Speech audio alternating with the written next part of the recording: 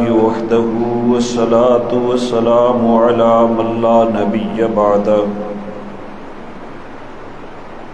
وعلى آله وأصحابه الذين أوفوا عهده. أما بعد فأعوذ بالله من الشيطان الرجيم.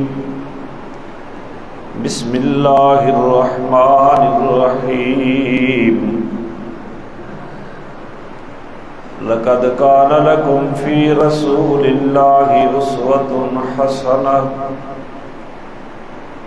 سبحان ربك رب العزة عما يصفون وسلام على المرسلين والحمد لله رب العالمين. سبحانك لا علم لنا إلا ما علمتنا إنك أنت العليم الحكيم. رب اشرح لي صدري ويسر لي أمري واحلل عقدة من لساني يفقهوا قولي. رب يسر ولا تعسر وتممه بالخير وبك نستعين. اللهم إنا نسألك علما نافعا ورزقا واسعا وعملا متقبلا. درود شریف پڑھیں. اللهم صل على محمد وعلى آل محمد كما صليت على إبراهيم وعلى آل إبراهيم إنك حميد مجيد. اللهم بارك على محمد وعلى آل محمد كما باركت على إبراهيم وعلى آل إبراهيم إنك حميد مجيد. گرامی قدر سامعین حضرات، آج بحمد اللہ تعالی سیرت النبی صلی اللہ علیہ وسلم کے مقدس عنوان پر خطبات جمعہ کی تعداد 78 ہو گئی ہے. اللہ کریم صحیح بیان کرنے کی توفیق عطا فرمائے اور فریقین کو اس کے مقتضا پر 100% عمل پیرا ہونے کی توفیق عطا فرمائے. اللہ تعالی نے جہاد کی اجازت عطا فرما دی تو اس کے بعد قریش مکہ کی معاشی حیثیت کو کمزور کرنے کے لیے مسلمانوں نے ان کے تجارتی قافلوں کا رخ کیا. میں نے پچھلے جمعہ پر آپ کے سامنے 3 غزوات کا ذکر کیا اور 3 سرایا کا ذکر کیا. آج ایک غزوے کا ذکر ہوگا اور ایک سریے کا ذکر ہوگا. غزوہ عشیرہ کا بیان پچھلے جمعے پہ گزرا، جس میں رسول اللہ صلی اللہ علیہ وسلم نے سیدنا علی رضی اللہ تعالی عنہ کو ابو تراب کا لقب دیا. اس غزوہ عشیرہ سے واپسی کے بعد کچھ 10 دن گزرے. مدینہ کے نواحی علاقے میں مسلمانوں کے جو جانور چرتے تھے، اونٹ، بکریاں، گائے وغیرہ، قریش مکہ کا ایک سردار کرز بن جابر فہری، قبیلہ فہر کے ساتھ اس کا تعلق ہے، کرز اس کا نام ہے، اس نے مضافات میں آ کر مسلمانے کے جانوروں کو ہانک کر لے گیا۔ رسول اللہ صلی اللہ علیہ وسلم کو اس کی اطلاع ہوئی کہ قرظ بن جابر نے مسلمانوں کے جانور جو چراگاہ میں چل رہے تھے ان کو ہانک لیا ہے، تو آپ صلی اللہ علیہ وسلم فوراً بلا تاخیر 70 آدمیوں کا قافلہ لے کر نکل پڑے۔ کتنے آدمیوں کا؟ 70۔ اور مقام بدر کے قریب ایک جگہ ہے صفوان سین کے ساتھ، اس جگہ تک آپ صلی اللہ علیہ وسلم نے تعاقب کیا، اور پھر آپ جب نکلتے مکہ سے تو آپ خود تشریف لے جا رہے ہوں، تو اس جنگ کا نام غزوہ ہے، تو آپ کا طریقہ مبارک یہ تھا کہ حکومت کی ذمہ داری بھی کسی کو دے کر جاتے، نمازوں کی ذمہ داری بھی کسی کو دے کر جاتے۔ یہ قاری صاحب کے لیے بھی پیغام ہے کہ گھر جائیں تو پیچھے امام کسی کو مقرر کر کے جائیں، یہ صرف آپ کی ذمہ داری نہیں بلکہ سنت پیغمبر بھی ہے۔ ناراض تو نہیں تھی نا میں جو امام ہمت بول رہا ہوں، میں اپنے آپ کو کیوں آپ ہی امام ہیں تو آپ کو ہی کہنا ہے۔ تو اس جنگ میں آپ صلی اللہ علیہ وسلم نے حضرت زید ابن حارثہ رضی اللہ تعالی عنہ کو اپنا قائم مقام بنایا۔ حکومت کی ذمہ داری بھی آپ کی ہے اور مسلح کی ذمہ داری بھی آپ کی ہے۔ اب تو لوگ کہتے ہیں نا مولوی کا کیا کام ہے حکومت سے؟ یہاں نبی کی سنت یہ ہے کہ جو مسلح کا وارث ہے اقتدار بھی اسی کے حوالے۔ اور اس جنگ میں جو جھنڈا تھا اس جھنڈے کا رنگ بھی سفید تھا۔ غزوہ صفوان، اور جس نے جھنڈا اٹھایا ہوا تھا اس کو علم بردار کہتے ہیں، اس کا نام ہے سیدنا علی المرتضیٰ رضی اللہ تعالی عنہ۔ سپہ سالار لشکر جناب محمد الرسول اللہ، فوج کی تعداد 70، علم کا رنگ سفید، اور علم بردار علی المرتضیٰ مدینہ میں قائم مقام حضرت زید ابن حارثہ۔ مقام صفوان پر پہنچے تو وہاں پہنچ کر پتہ چلا کہ قرظ بہت دور نکل گیا ہے، قرظ بن جابر فہری۔ آپ صلی اللہ علیہ وسلم یہاں خالی ہاتھوں واپس تشریف لے آئے۔ قرظ نے جانوروں کو ہنکا لیا تھا، مسلمانوں کے جانوروں کے ڈاکہ مارا۔ تو یہی قرظ جو ہے بعد میں مسلمان ہو گئے، اور جب عرینیین کے خلاف آپ نے سریہ بھیجا تو اسی قرظ کو نبی پاک صلی اللہ علیہ وسلم نے امیر لشکر بنا کر بھیجا تھا، اور فتح مکہ کے موقع پر اس قرظ کو اللہ تعالی نے شہادت کی نعمت سے سرفراز فرمایا تھا۔ یہاں بات بتانی ہے کہ حالت کفر میں اس نے مسلمانوں کے جانور لوٹے، ڈاکہ ڈالا، اور جب اسلام لے آئے تو اللہ تعالیٰ نے ان کو شہادت کی نعمت سے بھی سرفراز فرمایا فتح مکہ کے موقع پر، اور آپ نے ان کے اسلام کو قبول بھی فرمایا کہ جو عرینیین کے خلاف جو سریہ نبی پاک نے بھیجا تھا 20 سواروں کا، ان کا امیر لشکر قرظ بن جابر فہری رضی اللہ تعالیٰ عنہ کو جناب رسول اللہ نے بنا کر بھیجا۔ یہ بات میں نے کیوں تاکیدن کی ہے؟ اس کی وجہ یہ ہے کہ حدیث میں آتا ہے الاسلام یہدم ما کان قبلہ او کما قال علیہ الصلاۃ والسلام۔ جب بندہ مسلمان ہو جاتا ہے تو اس کا اسلام اس کے ماضی کے گناہوں کو مٹا دیتا ہے۔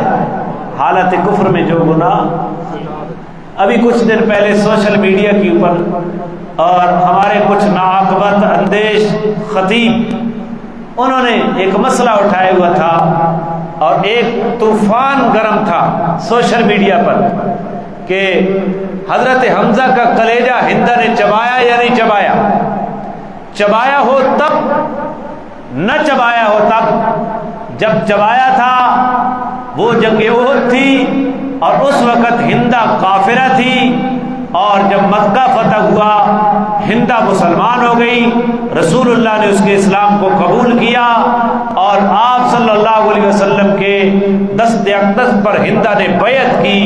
تو اب کلیجہ چبایا یا نہ چبایا، جب وہ مسلمان ہو گئی، الاسلام یہدم ما کان قبلہ، اسلام ما قبل کے سارے گناہوں کو مٹا دیتا ہے۔ لہذا اب کسی کو حق نہیں ہے کہ صحابہ کے ان قصوروں کو گنوائے جو انہوں نے اسلام لانے سے پہلے ان سے ہوئے تھے۔ اس لیے میں نے اس قرض کے واقعے کو آپ کے سامنے یہ بات رکھی کہ یہ ڈاکہ ڈالا اس نے، لیکن بعد میں آپ صلی اللہ علیہ وسلم کے پاس جب اسلام لے آئے تو آپ نے امیر لشکر بنا کر بھیجا۔ بات سمجھیے آپ نے، ایک یہ باتیں آپ کے ذہن میں ہوگی تو یہ جو سوشل میڈیا کے اوپر اپنے کمبل میں بیٹھا، اپنے کمرے میں بیٹھا ایک بزدل، وہ سوشل میڈیا کے اوپر ایک پوسٹ پھینک دیتا ہے اور ہمیں کوئی اس کا علم نہیں ہوتا، اس سے جواب نہیں دے سکتے، تو ایسے لوگوں کا تعاقب آپ کو کرنا چاہیے اور دلائل سے کرنا چاہیے۔ جب آپ دلیل سے بات کریں گے تو یہ لنڈے کے دانشور جو ہیں ان کے پاس بس وہ چند باتیں ہوتی ہیں، یہ آگے نہیں چل سکتے۔ تو یہ غزوہ صفوان ہے جو ربیع الاول کی 2 ہجری میں اور ستمبر 623 ہجری میں یہ برپا ہوا۔ اس کے بعد جناب رسول اللہ صلی اللہ علیہ وسلم نے 12 آدمیوں کو بھیجا۔ کتنے؟ 12 آدمیوں کو بھیجا اور ان کو کہا کہ میں تمہارا امیر اس آدمی کو بناؤں گا جو تم سب میں سے بھوک اور پیاس کے اوپر صبر کرنے والا ہو۔ بھوک اور پیاس کے اوپر، یہ مسلمان کے ایمان کی علامت ہے کہ وہ خود صبر کرے اور دوسروں کے ساتھ ایثار کا جذبہ کرے۔ ہم کبھی اجتماعی مواقع آتے ہیں نا کھانے پینے کے، تو اس وقت ایمان چیک ہو جاتا ہے کہ یہ ایمان کتنا ہے۔ چاولوں کے اوپر جھگڑا، حلوے کے اوپر جھگڑا، میرے لیے نہیں بچا۔ حضور نے فرمایا ایسے آدمی کو میں امیر بناؤں گا تم 12 میں سے جو صبر کرے گا بھوک کے اوپر بھی اور پیاس پر۔ تو آپ نے سیدنا عبداللہ بن جاش رضی اللہ تعالیٰ عنہ کا انتخاب کیا، یہ امیر لشکر ہے، یہ امیر بن گئے۔ اب کتنے آدمی بچ گئے؟ 11 آدمی۔ آپ نے ان 11 آدمیوں کو ان کے ساتھ بھیجا۔ یہ رجب، ماہ رجب ہے، سن 2 ہجری ہے۔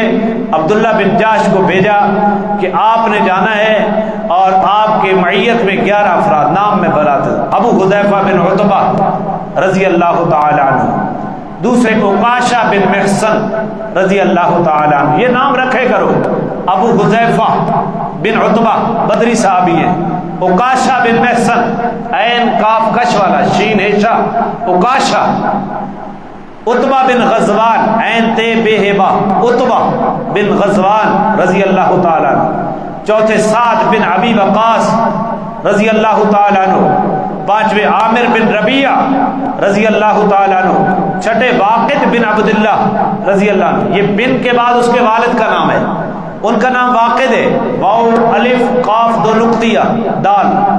ساتویں خالد بن بکیر رضی اللہ تعالیٰ عنہ، آٹھویں سہیل بن بیضا رضی اللہ عنہ، نام عامر بن ایاس رضی اللہ عنہ، 10ویں مقداد بن عمر رضی اللہ تعالیٰ عنہ، اور 11ویں صفوان بن بیضا رضی اللہ تعالیٰ عنہ۔ امیر لشکر عبداللہ بن جاش، آپ نے خط لکھ کر دیا کہ آپ جاؤ قریش کے قافلے کے تعاقب میں، اور یہ خط جو ہے یہ 2 دن کے بعد کھولنا ہے۔ یہ 2 دن کے بعد سنتے تو نہ پہ پچھلے کتنے دن کے بعد؟ یہاں یوتھیالوجی، وہ کہتے ہیں جی ہمیں جنرل رئیس شریف کیوں نہیں بتا رہے کہ حملہ کب کرنا ہے؟ وہ عاصم منیر وہ اندر حملہ کر رہے ہیں، یہ کیوں نہیں حملہ کر رہے؟ تو یہ صحابہ تھے، یہ سپہ سالار کی ذمہ داری ہوتی ہے، جو یہ کام کر رہا ہوتا ہے اس کی ذمہ داری ہوتی ہے جنگی حکمت عملی کو طے کرنا۔ ہر فرد کو بتایا جائے تو پھر جنگیں نہیں لڑی جاتی۔ سمجھو ان چیزوں سے اور اپنے اندر کوئی سنجیدگی پیدا کرو۔ تو آپ نے فرمایا کہ جانا کہاں ہے؟ دشمن کے قافلے کے تعاقب میں کس جگہ پہ جانا ہے وہ اس خط میں لکھا ہوا ہے، اور خط 2 دن بعد کھولنا ہے۔ یہاں مدینہ سے جاؤ، ہمیں اپنا امیر کہے یہ پٹھا طریقہ بھائی 2 دن بعد نہ پتہ کدے ورنا، یہ ہے ایمانی قوت۔ وہاں پتہ چلتا ہے کہ ایمان کتنا ہے۔ 2 دن کے بعد، 2 دن سفر طے ہو گیا، 2 دن کے بعد خط پڑھا گیا رسول اللہ صلی اللہ علیہ وسلم کا۔ عبداللہ بن جاش نے پڑھا اور پڑھ کے سنایا کہ حضور فرماتے ہیں یہ مقام نخلا تک تم نے جانا ہے، چلتے جاؤ۔ مقام نخلا مکہ اور طائف کے درمیان ایک مقام ہے، قریش کے فلاں قافلے کا تعاقب کرنا ہے۔ یہ مدینہ سے 300 میل کے فاصلے پر تھا۔ لاہور جتنا سفر بنتا ہے، لاہور سے بھی زیادہ بنتا ہے۔ لاہور تو 300 کلومیٹر ہے، یہ 300 میل کلومیٹر سے زیادہ ہوتا ہے۔ 300 میل جانا ہے۔ بندے کتنے؟ 12، 6 اونٹ ہیں، باری باری سوار ہونا ہے، اور جس کو جان عزیز ہو وہ چلتا، جس کو اللہ کے نبی کے حکم عزیز ہو اور شہادت عزیز ہو وہ چلتا جائے۔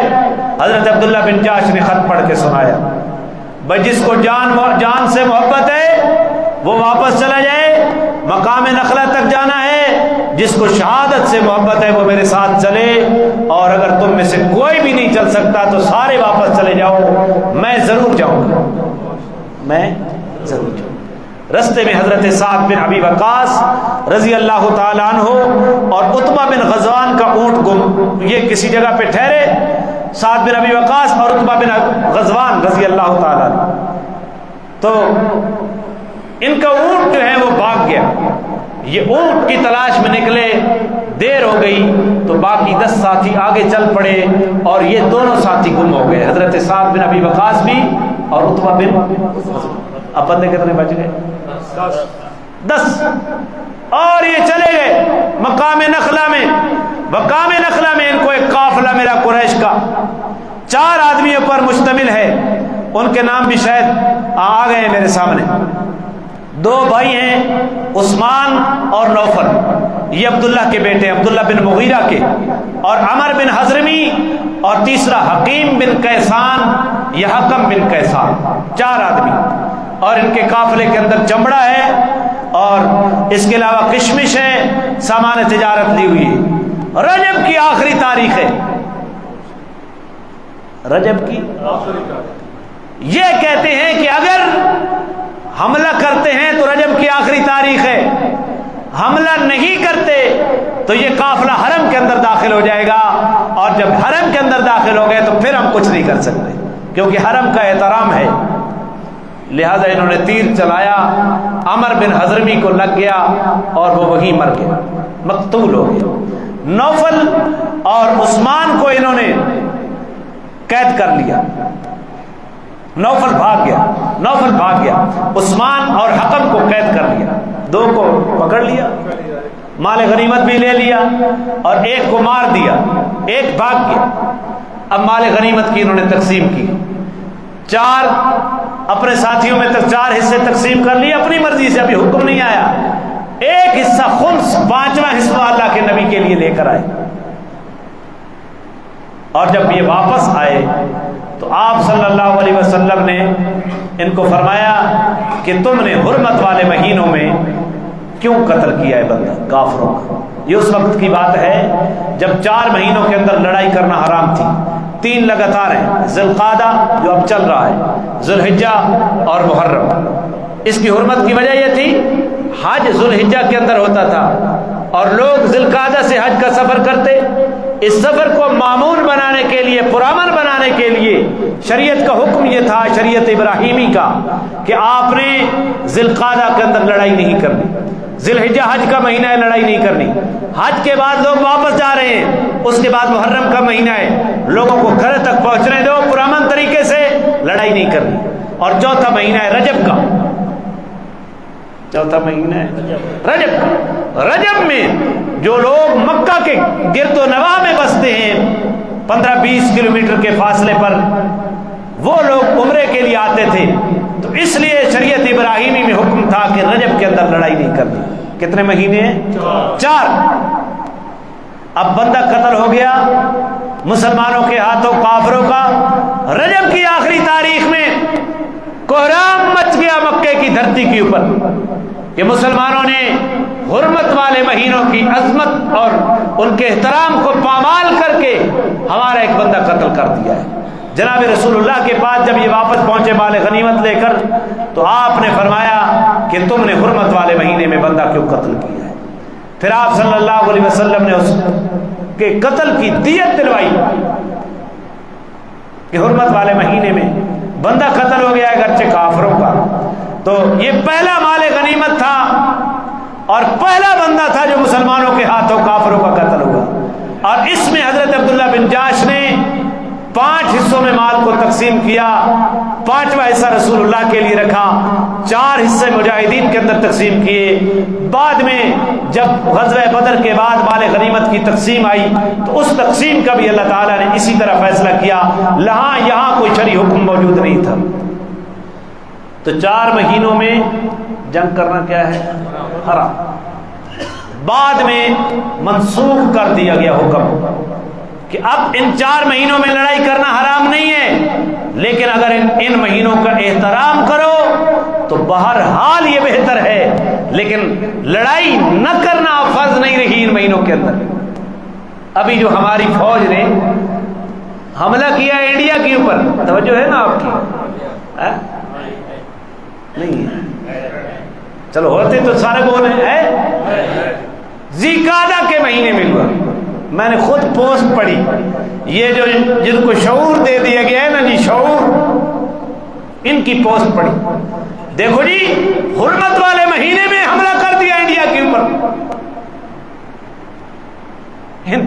بے وقوفوں سے پوچھو، انہیں کوئی پتہ نہیں ہے تاریخ اسلام کیا ہے، انہیں کوئی پتہ نہیں ہے قرآن کیا ہے، انہیں کوئی پتہ نہیں حدیث کیا ہے، انہیں کوئی پتہ نہیں ہے سیرت نبویہ کیا ہے. یہ کہتے ہیں ہمیں شعور مل گیا ہے اس سے جس سے اپنا گھر نہیں چلتا، جس نے 4 گھر اجاڑے اور تباہ برباد کر دیا. حالانکہ یہ حکم منسوخ ہو چکا ہے.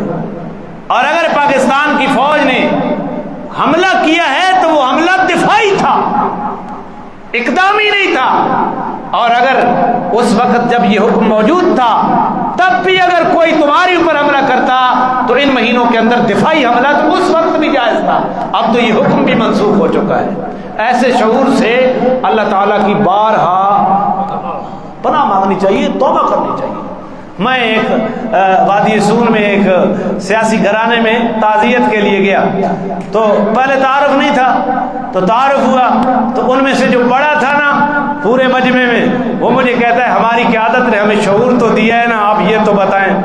میں خاموش رہا. میرے ساتھ ایک ساتھی بھی تھا، شاید ابھی بیٹھا ہو، تو میں خاموش رہا. جب دوسری مرتبہ پھر اصرار کیا تو میں نے کہا آپ ناراض نہ ہوں، اگر شعور کا مطلب یہ ہے کہ باپ کا گلا پکڑ لو اختلاف رائے پر، ماں کو گھٹنوں کے نیچے دے دو، تو یہ شعور واقعی آپ کو آپ کی قیادت نے دیا ہے. بڑے کا احترام سلب کر لینا اور چھوٹے کے اوپر شفقت کا جذبہ ختم کر دینا، اسی کا نام اگر شعور ہے تو وہ وافر مقدار میں آپ کو آپ کی قیادت نے دیا ہے. اللہ تعالی ہمیں ان چیزوں کو سمجھنے کی توفیق عطا فرمائے. تو یہ کیسے کیسے لوگ بدھو الو کے پٹھے آ گئے ہیں جنہیں پتہ ہی نہیں ہے، اور ایسے وقت میں اپنی فوج کے اوپر اعتراض کر رہے ہیں جس وقت فوج کفار کی سلطنت کے خلاف میدان جنگ کے محاذ کے اوپر کھڑی ہے، اور یہ ایسی پوسٹ لا کر جن کا علم بھی انہیں نہیں ہے، شرعی احکامات کا بہانہ بنا کر لا علمی میں ان پوسٹوں کو لگا کر پھر آپ کہتے ہیں انہیں کچھ نہ کہو، انہیں کچھ کہنا چاہیے تاکہ یہ فتنہ جڑ سے ختم ہو۔ نہ کہا جائے تو یہ سرا ہوتے ہیں، نہ جواب دیا جائے تو یہ دلیر ہوتے ہیں اور جری ہوتے ہیں۔ ان کی اس جاہلانہ دلیری کو ختم کرنا ہے، اور یہ علماء کی ذمہ داری ہے تاکہ ان کو کچھ لگام آئے کہ ہر چیز کے اندر اپنا پاؤں دخل اندازی کرتے ہیں۔ تو یہ ان مہینوں میں بندہ قتل ہو گیا، تو انہوں نے قریش مکہ نے آسمان سر پہ اٹھا لیا، ادھر اللہ تعالیٰ نبی علیہ الصلوۃ والسلام بھی غصے ہوئے، قرآن کریم کی آیت نازل ہو گئی۔ قرآن کریم نے کس طرح صحابہ کا دفاع کیا۔ یسألونک عن الشہر الحرام، میرا پیغمبر یہ آپ سے سوال کرتے ہیں حرمت والے مہینوں کے بارے میں، یعنی رجب کے اندر بندہ قتل ہو گیا ہے، قتال فی، اس کے اندر قتال کرنا، کل قتال فیہ کبیر، میرا پیغمبر ان کو بتا دو بے شک حرمت والے مہینوں کے اندر قتال کرنا، لڑائی کرنا بڑا گناہ ہے، لیکن اپنی طرف نہیں دیکھتے۔ وَكُفْرٌ بِهِ وَإِنْ حَرَامٌ وَصَدٌّ عَنْ سَبِيلِ اللَّهِ۔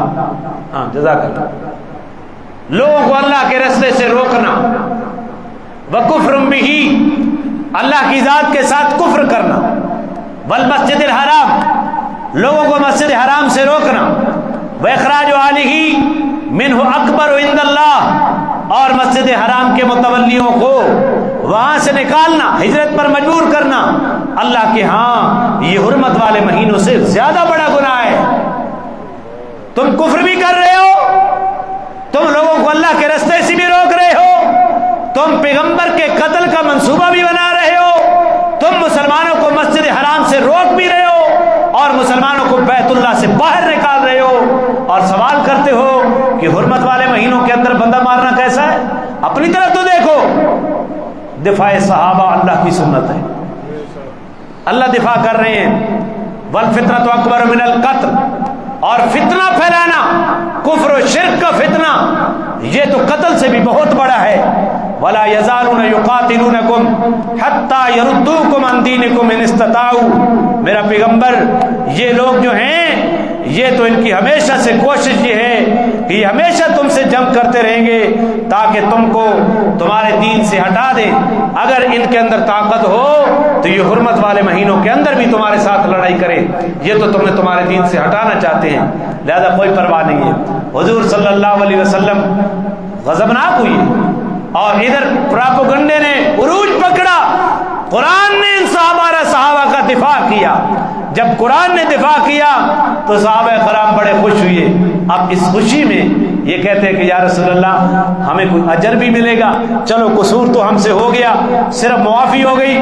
اللہ تعالیٰ نے دوسرا مقام نازل کیا، ان الذین آمنوا، بے شک وہ لوگ جو ایمان لائے، والذین ہاجروا، پھر ہجرت کی، وجاہدوا فی سبیل اللہ، اور اللہ کے راستے میں جہاد کیا، اولئک یرجون رحمت اللہ، یہی لوگ اللہ کی رحمت کے امیدوار ہیں۔ ثواب کیسے نہیں ملے گا؟ واللہ غفور الرحیم، اللہ بخشنے والا ہے، اللہ رحم کرنے والا ہے۔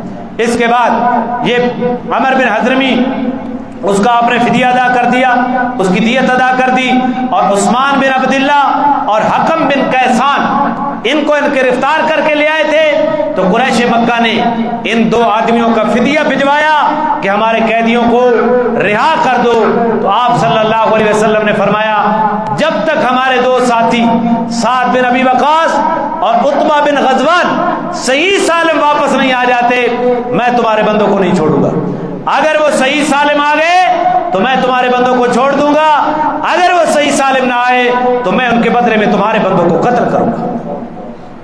تمہارے بندوں کو، یہ کون تھے؟ سعد بن ابی وقاص، عتبہ بن غزوان، یہ وہ تھے جو اونٹ جن کا بھاگ گیا اور یہ گم ہو گئے تھے، اور یہ انہیں پتہ بھی نہیں چل رہا تھا، 300 میل مکہ سے دور ہیں، کافرے سے بچڑ گئے ہیں، تو دو قیدی آ گئے۔ آپ نے فرمایا کہ تمہارے قیدی تب رہا ہوں گے جب تک ہمارے بندے صحیح سالم واپس ہو۔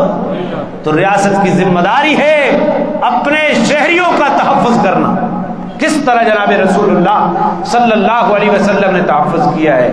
ہم جی ابھینندن کو چھوڑ رہے ہیں، جواب میں تمہیں کیا مل رہا ہے؟ اسی وجہ سے ان کو یہ جرت ہوئی کہ کل تم نے اور تمہارے ملک کے اندر داخل ہو کر انہوں نے حملہ کیا، اور اگر پچھلی حکومت ہوتی تو شاید یہ جرت نہ ہوتی اور وہ پورے ملک میں اسی طرح حملہ کرتے. لیکن اس ملک ابھی کی جو بیدار مغز کی عادت تھی، انہوں نے فوراً فیصلہ کیا اور دفاعی پوزیشن لی، اور ان لوگوں کو سفید جھنڈے لہرانے پڑے. لہذا جب کافر کے ساتھ جب لڑائی ہے تو پھر لڑائی ہے، پھر نرمی نہیں ہے. اس کے بعد جب مسلمان 300 میل تک دور تک کافروں کے تعاقب میں نکلے، ایک بندہ بھی ان کا مار دیا، 2 بندے ان کے گرفتار کر لیے، چوتھا بھاگ لیا، اور پورے قافلے کو یرغمال بنا لیا تھا، تو قریش مکہ کے سامنے وہ پوری حالت بالکل مجسم ہو کر آ گئی جس کا خطرہ تھا انہیں کہ مسلمان اگر مدینہ میں طاقتور ہو گئے تو ہماری ملک شام کی طرف جو تجارتی گزرگاہ ہے وہ سالم نہیں رہے گی. لہذا انہوں نے اس سے ہوش کا ناخن لینے کے بجائے کفار مکہ نے مودی کی طرح یہ فیصلہ کیا کہ مسلمانوں کو ان کے گھروں کے اندر گھس کر تم ان کو مارو اور ان کی نسل کشی کرو. بالکل مودی کا طرز عمل تھا. تو اللہ تعالیٰ نے اس کے بعد مسلمانوں کے اوپر پہلے تو جہاد کی اجازت دی تھی، اس کے بعد اس سریہ نخلہ کے بعد اللہ نے جہاد کو فرض قرار دیا. میں 3 مقام پڑھتا ہوں قرآن کے. وَقَاتِلُوا فِي سَبِيلِ اللَّهِ الَّذِينَ يُقَاتِلُونَكُمْ، جو تم سے لڑتے ہیں اللہ کے راستے میں تم ان سے لڑو. وَلَا تَعْتَدُوا، اور تم نے زیادتی نہیں کرنی. یہ درس قرآن میں ان کی تشریح آئے گی، میں ذرا معنی کروں گا. ان اللہ لا يحب المعتدین، اللہ زیادتی کرنے والوں سے محبت نہیں کرتا. زیادتی مسلمان کی جانب سے ہو تب بھی اللہ کو پسند نہیں ہے. وَاقْتُلُوهُمْ حَيْثُ ثَقِفْتُمُوهُمْ، یہ جہاں تمہیں ملے ان کو قتل کرو. انہوں نے منصوبہ بنایا نا کہ مسلمانوں کو گھروں میں جا کر مارو. قرآن نے کہا تمہیں جہاں ملے ان کو قتل کرو. وَأَخْرِجُوهُمْ مِنْ حَيْثُ أَخْرَجُوكُمْ، انہوں نے جہاں سے تمہیں نکالا تمہیں ان کو مکہ کی دھرتی سے باہر نکالنے کی فکر کرو.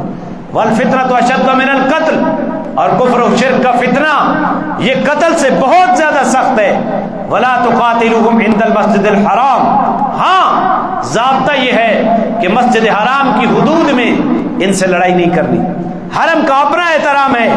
حَتَّى يُقَاتِلُوكُمْ فِيهِ، ہاں وہ تمہارے ساتھ حرم کے اندر لڑائی کریں تو پھر دفاع کے طور پر تم حرم کے اندر لڑائی کر سکتے ہو.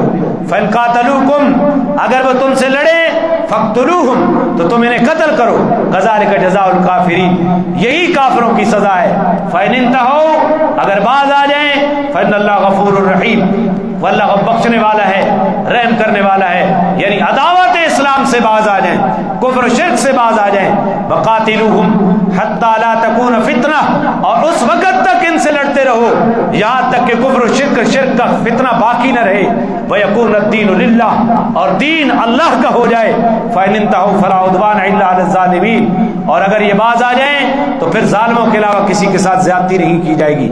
پھر دوسرے مقام پر اللہ نے یوں فرمایا فَإِذَا لَقِيتُمُ الَّذِينَ، لڑنا کس طرح ہے کافروں کے ساتھ، لڑنے کا طریقہ بھی اللہ نے بتایا. فَإِذَا لَقِيتُمُ الَّذِينَ كَفَرُوا فَضَرْبَ الرِّقَابِ، جب کافروں سے لڑو ان کی گردنیں اڑاؤ، ان کی گردنیں اڑاؤ. حَتَّى إِذَا أَسْخَنْتُمُوهُمْ فَشُدُّوا الْوَثَاقَ، جب ان کو پوری طرح کچل دو تو جو بچے ان کو رسیوں سے باندھ دو. فَإِمَّا مَنًّا بَعْدُ وَإِمَّا فِدَانٍ حَتَّى تَضَعَ الْحَرْبُ أَوْزَارَهَا، اس کے بعد قیدیوں کے ساتھ آپ احسان کر لیں، بلا معاوضہ چھوڑ دیں، یہ حکومت وقت کے ثباتیت کے اوپر ہے، یا ان کا فدیہ لے کر ان کو آزاد کریں تو یہ ریاست کے اوپر ہے. حَتَّى تَضَعَ الْحَرْبُ أَوْزَارَهَا، یہاں تک کہ جنگ اپنے ہتھیاروں کو رکھ دے، یہ ہتھیاروں کو رکھ دے، اس وقت تک لڑنا ہے ان کے ساتھ. ذالکا، اور یہ بات یہی ہے تمہارا کام، کافروں کے ساتھ لڑنا. وَلَوْ يَشَاءُ اللَّهُ لَانتَصَرَ مِنْهُمْ، اگر اللہ چاہتا تو خود ان سے انتقام لے لیتا. اللہ چاہتا تھا خود انتقام لے سکتا تھا، ولیکن لیبلو بعضکم ببعض، لیکن تمہیں لڑائی کا حکم دے کر تمہیں ایک دوسرے سے آزمانا چاہتا ہے کہ تم کافر سے لڑتے ہو یا نہیں لڑتے۔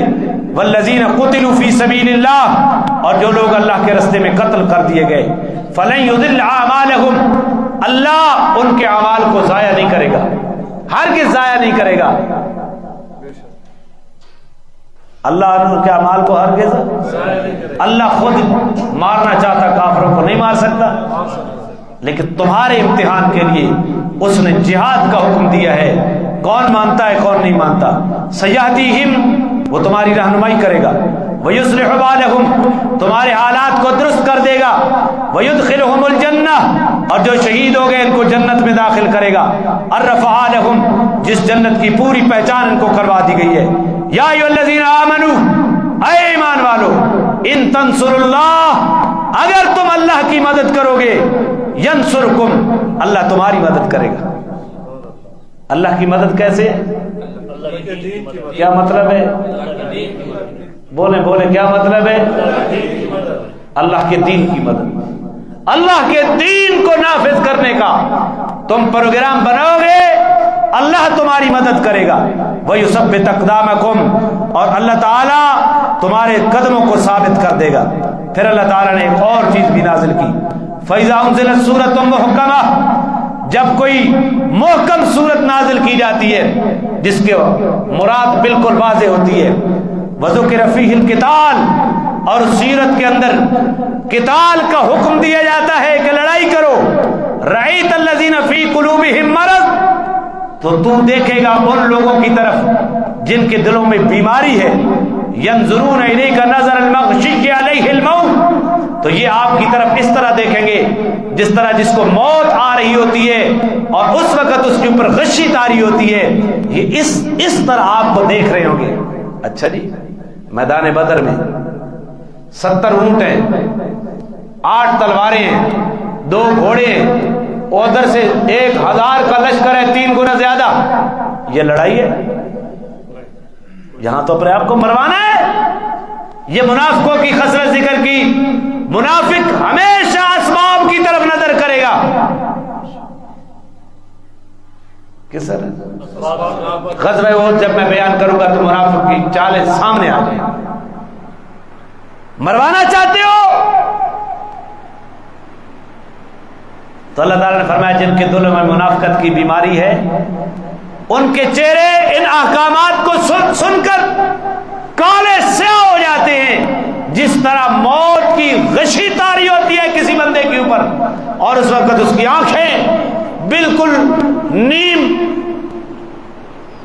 غشی کی حالت میں پھٹی کی پھٹی آسمان کی طرف رہ جاتی ہیں۔ اسی طرح میرا پیغمبر جب قرآن جہاد کی آیات سنا رہا ہو تو سنانے والے کی منہ کی طرف منافق اس طرح دیکھتا ہے، اچھا پھر ہمارے پاس فوج کم ہے، پھر ہمارے پاس اسلحہ کم ہے، یہ بہانے بنائے گا، وہاں تعداد زیادہ ہے، وہاں یہ چیز زیادہ ہے، تو یہ منافق کی خصلت اللہ تعالیٰ نے ذکر کی۔ اللہ تعالیٰ نے حکم جہاد کی فرضیت کو نازل کیا، جہاد کا طریقہ بتایا، مارنا کس طرح ہے کافروں کو، اور جو جہاد سے جیت چرائے قرآن نے اس کی مرض کو بھی بتلایا ہے۔ لہذا فتح اور جو ہے غلبہ اس کا دار و مدار اللہ کی مدد کے ساتھ ہوتا ہے، کثرت لشکر کے ساتھ بھی نہیں ہوتا اور کثرت اسباب کے ساتھ بھی نہیں ہوتا۔ اور اللہ تعالیٰ سے ہمیں شکر ادا کرنا چاہیے، انڈیا جو ہم سے 10 گنا بڑا ملک ہے، اللہ تعالیٰ نے ایک چھوٹی سی ریاست کے ہاتھوں ان کے گھٹنے ٹکوا دیے، انہوں نے سفید جھنڈے لہرا دیے، ٹیکنالوجی میں ہم سے آگے، افرادی قوت میں ہم سے آگے، لیکن فتح کس نے دی ہے؟ اللہ نے دی ہے، اور شکست فاش دی ہے۔ لہذا شکریہ کس کا ادا کرنا چاہیے؟ اور تاریخ اسلام کے اوپر اور تاریخ ملوک کے اوپر نظر کرو، کبھی بھی جنگوں کے اوپر اگر فاتح بندہ بن جائے تو اس کو اکڑنا نہیں چاہیے، وگرنہ پھر اللہ تعالیٰ اس اکڑ کی سزا یہ دیتے ہیں کہ پھر بڑے بڑے لشکروں کو اللہ تعالیٰ شکست فاش دے دیا کرتے ہیں۔ تو اگر پاکستان کو پوری دنیا کے اندر ایک مقام ملا ہے کہ پاکستان نے دنیا کی وہ ٹیکنالوجی جو رشیا کے پاس تھی، وہ ٹیکنالوجی جو اسرائیل کے پاس تھی، اور انڈیا نے اس ٹیکنالوجی کو استعمال کیا، اور انڈیا وہ ملک جس کی فوج پاکستان سے 10 گنا بڑی ہے، جس کا رقبہ پاکستان سے 10 گنا بڑا ہے، جس کی ٹیکنالوجی کی وسعتیں پاکستان سے 10 گنا زیادہ ہے، اگر اس کے باوجود اللہ تعالی نے پاکستان کی فورسز کو فتح عطا کی ہے تو شکر کس کا ادا کرنا چاہیے؟ اور تمہیں یہ بات سمجھنی چاہیے کہ اس فتح کے نشے میں غافل نہیں ہونا چاہیے۔ اگر تمہیں فتح ملی ہے تو آپ جہاں طاقتور ملک بن کر دنیا کے چہرے کے اوپر طاقتور ملک بن کر ابھرے ہیں، اسی طرح دنیا کی جو ٹیکنالوجی کی صلاحیت سے لیس ممالک ہیں ان کے لیے آپ خطرہ بھی بن گئے ہیں۔ آئندہ کے لیے وہ تمام ممالک آپ کے خلاف سینہ سپر بھی ہو سکتے ہیں، سازشوں کا جال بھی بچھا سکتے ہیں کہ کسی طریقے سے یہ دنیا کے وجود کے اوپر واحد ٹیکنالوجی سے لیس ملک کو ٹیکنالوجی کو کس طرح خطرے میں ڈالا جائے۔ لہذا یہ خطرہ بھی ہے، تو ان تمام خطرات سے نمٹنے کے لیے امت کو متحد بھی ہونا پڑے گا، اور کس کے آگے جھکنا پڑے گا؟ اللہ کے آگے جھکنا پڑے گا۔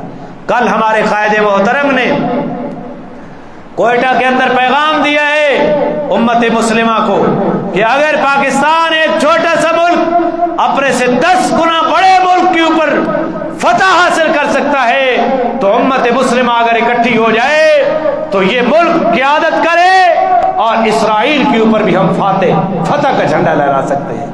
لیکن اگر ہم نے دوسروں کے آگے، اور پھر قائد محترم نے اشارہ کنایتاً بلکہ کچھ صراحتاً الفاظ بھی بولے، عربوں کو غیرت دلائی قائد محترم نے کہ یہ تمہاری وجہ سے کافر جرت کے اندر کھڑے ہیں اور وہ اسرائیل کے اوپر اپنے مظالم دناتے پھر رہے ہیں مظالم کے ساتھ، یہ تمہاری وجہ سے ہے۔ تم نے اپنی غیرت کو، قائد محترم نے یہ الفاظ استعمال کیے، تم اپنے عربوں اپنی تاریخ پڑھو، تمہارے آباء و اجداد نے کس طرح جنگیں لڑی ہیں اسلام کے ساتھ کھڑے ہو کر، اور آج تم بے غیرتی کی زندگی گزار رہے ہو۔ امریکہ کا صدر آیا اور تم نے اپنی نوجوان لڑکیاں ننگے سر اس کے سامنے کھڑی کر دی۔ تمہاری اس بے غیرتی اور بے حسی کو دیکھ کر آج کفر جرت کے اندر کھڑا ہے۔ اگر تم غیرت مند ہو جاؤ تو دنیا کا کفر تمہارا مقابلہ نہیں کر سکتا۔ میدان بدر اس کے لیے نمونہ موجود ہے۔ تو اللہ تعالیٰ امت مسلمہ کو اتفاق نصیب فرمائے، اور قرآن کا حکم ہے وَأَعِدُّوا لَهُم مَّا اسْتَطَعْتُم مِّن قُوَّةٍ، کافروں کے خلاف جتنی تمہاری طاقت ہے اتنی قوت کو تیار رکھو۔ اب قوت نقرہ ہے، اس کے اندر صرف تلوار مراد نہیں ہے، عموم کے اوپر دلالت کرتی ہے کہ اگر کافر جہاز تیار کرتا ہے مقابلے میں تم بھی جہاز تیار رکھو۔ وہ ٹیکنالوجی کے عروج پر پہنچنے کی کوشش کرتا ہے، وَأَعِدُّوا لَهُم مَّا اسْتَطَعْتُم مِّن قُوَّةٍ، تو تم بھی ان کے مد مقابل اپنی قوت کو تیار رکھو۔ آج مسلمانوں نے اس حکم کو پس پشت ڈال دیا ہے، سوائے پاکستان کے کسی ملک نے اپنی ٹیکنالوجی کو مضبوط بنانے میں کوئی توجہ نہیں دی، اور اس کا نتیجہ یہ ہو رہا ہے کہ ہم غیروں کے دست نگر ہیں۔ سعودیہ کے پاس مال و دولت ہے لیکن انہوں نے اپنے جنگی تیاری نہیں کی۔ امارات، یہ سارے ممالک اپنی عیاشیوں کے اندر غیروں کے دست نگر ہیں۔ وَأَعِدُّوا لَهُم مَّا اسْتَطَعْتُم مِّن قُوَّةٍ، اس قرآن کے اس حکم کی طرف انہوں نے غور نہیں کیا۔ اور اسرائیل کا جو نقشہ ہے وہ ایک گریٹر اسرائیل کا ہے، وہ کعبۃ اللہ تک پہنچنا چاہتا ہے، وہ مدینہ المنورہ تک پہنچنا چاہتا ہے۔ میرے اس ہفتے مطالعے میں ایک کتاب ہے عالمی یہودی تنظیمیں، مفتی ابو لبابہ شاہ منصور کی وہ کتاب، اگرچہ پاکستان کے اندر اس کتاب کے اوپر پابندی ہے، اس کے اندر ایک فری میسن تنظیم ہے یہودیوں کی، پاکستان بلکہ پوری دنیا کے اندر کوئی بستی ایسی نہیں ہے جہاں ان کا نمائندہ موجود نہ ہو۔ ایک دوسرے کو پہچاننے کے لیے وہ کسی ہزاروں کے مجمع میں اگر ان کے اراکین موجود ہیں تو وہ کس طرح ایک دوسرے کو تعارف کرتے ہیں۔ ایک بندہ اونچی جگہ کے اوپر کھڑے ہو کر جب مجمع کا رخ اس اونچی جگہ کی طرف ہوتا ہے تو وہ اپنے اس بٹن کو درمیان میں دے کر 2 انگلیوں کو اوپر رکھتا ہے، یوں ایک مثلث نشان بناتا ہے، تو وہاں جو کارکن فری میسن کے موجود ہوتے ہیں وہ سمجھ جاتے ہیں کہ یہ ہماری تحریک کا کارکن ہے۔ اگر کسی مجمع میں جاتے ہیں تو وہ اپنے عہدے کے حساب سے آدھا ہاتھ ملاتے ہیں اور پھر اس کی اس انگلی کے جوڑ کے اوپر وہ دباتا ہے کہ میرا یہ عہدہ ہے فری میسن میں، اگر اس سے بڑا عہدہ ہو تو اس انگلی کے اوپر وہ آدھے ہاتھ کے اوپر یوں دباتا ہے، پھر یوں دباتا ہے، وہ جواب میں اس کو یوں دباتا ہے کہ میرا یہ عہدہ ہے۔ اس طریقے سے ان کا طریقہ کار ہے، اور انہوں نے مسلمانوں کو 4 کیٹیگریوں میں تقسیم کیا ہوا ہے۔ ایک بنیاد پرست جو اپنے عقائد کے اوپر کوئی سودا بازی نہیں کرتے اور وہ اسلام کے غلبے کے لیے کوشش بھی کرتے ہیں اور جدید ٹیکنالوجی حاصل کرنے کی بھی کوشش کرتے ہیں، یہ بنیاد پرست ہیں، ان کا قلعہ کما کرنا ہے۔ جس طرح شام کے مجاہدین اور افغانستان کے مجاہدین اور پاکستان کے اندر بسنے والی سیاسی جماعتیں، وہ جمعیت علماء اسلام کی شکل میں ہو، جماعت اسلامی کی شکل میں ہو، یہ اسلحہ بھی رکھنا چاہتے ہیں ملک کے لیے اور ملک کے اقتدار کو بھی اسلام کے مطابق، یہ بنیاد پرست ہیں۔ اور دوسرے ہیں قدامت پرست صوفیزم، جو کہتے ہیں کہ ہمارا دنیا کے ساتھ کیا تعلق ہے، لیکن وہ اپنے عقائد کے اوپر پختہ ہیں۔ ان کا مشن یہ ہے، یہ قدامت پرست اور بنیاد پرست کو آپس میں ٹکراؤ۔ اور مسلمانوں کا تیسرا طبقہ ہے وہ جدت پسند، جس طرح یہ غامدی اور یہ مرزا پلمبر، اس قسم کے لوگ، ان کے اوپر بارش کرو انعامات کی، یہ دین کو جدید شکل میں ڈھالیں، خواہشات کے اوپر ڈھالیں تاکہ لوگوں کے اندر سے جذبہ جہاد ختم کر دیا جائے۔ ابھی انڈیا نے جب حملہ کیا تو جواب میں حملے کی باتیں ہو رہی تھیں تو غامدی صاحب فوراً آگے، انگریز کے پالتو ہے نا، انہوں نے کہا بھائی لڑائی کے حالات ہوتے ہیں اور لڑائی کے لیے جہاد کا اعلان کرنے والی بھی کوئی قوت ہوتی ہے، وہ کون کرے گا؟ پھر لڑائی کی ایک طاقت تمہارے پاس ہوتی ہے، انڈیا 10 گنا تم سے بڑا ہے، تم 10 گنا اس سے چھوٹے ہو، تم اپنی ٹیکنالوجی کو دیکھو، ان کی ٹیکنالوجی کو دیکھو۔ تو قرآن کی یہ آیت جو آخر میں نے پڑھی کہ جب حکم جہاد پڑھ کے سنایا جاتا ہے تو جن کے دلوں میں منافقت کی بیماری ہے وہ موت کی غشی والے شخص کی طرف آیات جہاد پڑھنے والے کے منہ کی طرف دیکھیں گے تو یہ غامدی جیسے لوگ ہیں، یہ جدت پسند ہیں۔ میں کچھ اور کا نام نہیں لینا چاہتا کہ شاید آپ بھی کہیں غشی کے دورے میں مبتلا نہ ہو جائیں، ان کے اوپر ڈالروں کی بارش کرو۔ اور یہ تیسرا طبقہ لبرل سیکولر، جو یہ کہتے ہیں کہ مذہب کا تعلق انفرادی معاملات کے ساتھ ہے، اجتماعی معاملات کے ساتھ کوئی تعلق نہیں ہے۔ اگر بندہ اپنی خوشی سے زنا کرے تو زنا جائز ہے، اگر جبرن زنا کیا جائے تو پھر زنا گناہ ہے۔ لبرل سیکولر ہمارے ملک میں اس کا بڑا نمائندہ ان کو ملا تھا پرویز مشرف کی صورت میں، لیکن رب تعالیٰ نے اس کو نشانہ عبرت بنا دیا۔ پھر جس کے اوپر 30 سال محنت کی، اللہ تعالیٰ نے اس کی محنت کو بھی نشانہ عبرت بنا دیا۔ پھر ایک اور کے اوپر محنت کی جا رہی ہے، ایک عورت ملالہ کی شکل میں، جب کل اس کو لایا جائے گا اور یہی لنڈے کے دانشور اس کو اپنا مرشد اور قائد کہہ کر اس کے ساتھ ہوں گے، لیکن انشاءاللہ بالآخر حضرت عیسیٰ نے آنا ہے، امام مہدی نے آنا ہے، پوری دنیا کے اوپر اسلام کا پرچم لہرانا ہے، اور وہ وقت دور نہیں ہے۔ لیکن اس سے پہلے پوری دنیا کے اوپر جنگ لگے گی، ایسی زبردست جنگ، اور مسلمانوں کا خون گلیوں میں بہے گا جب ظلم کی انتہا ہو جائے گی۔ پھر امام مہدی اور حضرت عیسیٰ علیہ السلام آئیں گے۔ لہذا اس کے لیے ضرورت اس امر کی ہے، آپ درس قرآن کی محنت میں شریک ہوں، حدیث کی محنت میں شریک ہوں، سیرت نبویہ کا مطالعہ کریں، اپنے ماضی اپنے اسلاف کو آپ دیکھیں، تبھی آپ کامیابی کی سمت متعین کر سکتے ہیں، وگرنہ ایسے لوگوں کے آنکھوں آپ یرغمال بن جائیں گے جب آپ کو پتہ نہیں ہوگا۔ تو اللہ تعالی ہمیں سمجھنے کی توفیق عطا فرمائے۔ انشاءاللہ العزیز اگلے جمعے کو غزوہ بدر شروع ہو رہا ہے، جس نے اسلام کی تاریخ کو پلٹ کے رکھ دیا، مظالم کی تاریخ کو الٹا دیا۔ آپ سے گزارش ہے کہ آپ 1:15 بجے تشریف لایا کریں تاکہ تمام پہلوؤں کے اوپر پوری روشنی ڈالی جا سکے۔ اللہ ہمیں کی توفیق عطا فرمائے۔